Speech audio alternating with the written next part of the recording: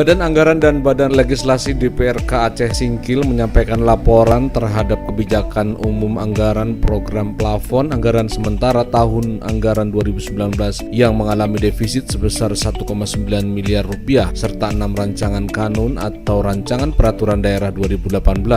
Sidang paripurna Dewan dilakukan Senin malam 5 Oktober 2018 di Gedung Utama DPRK Kampung Baru, Singkil Utara Aceh, Singkil Aceh.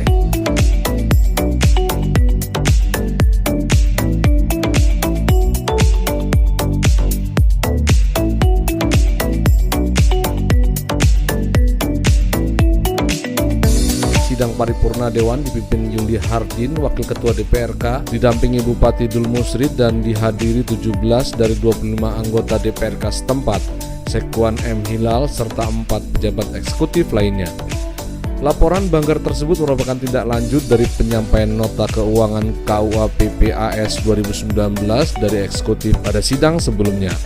Bupati Dul Musrid menyampaikan proyeksi anggaran 2019 Kabupaten Aceh Singkil meliputi pendapatan sebesar 649,187 miliar rupiah dan belanja 651,117 miliar rupiah lebih, mengalami defisit sebesar 1,929 miliar lebih yang ditutupi dari sisa lebih perhitungan anggaran 2018.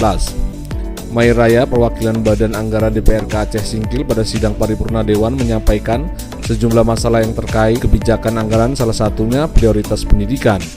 Sementara Romli Boga mewakili Banlek menyampaikan 6 raperda atau rakan tersebut diantaranya pertama rakan tentang restribusi daerah, kedua rakan tentang tanda uji kendaraan bermotor atau TUKB, ketiga tentang pengawasan dan kontribusi menara telekomunikasi, keempat tentang pengelolaan barang milik daerah, dan kelima rakan tentang keberadaan dan tanggung jawab sosial serta lingkungan perusahaan atau corporate social responsibility, keenam rakan tentang penyelenggaraan ibadah haji daerah.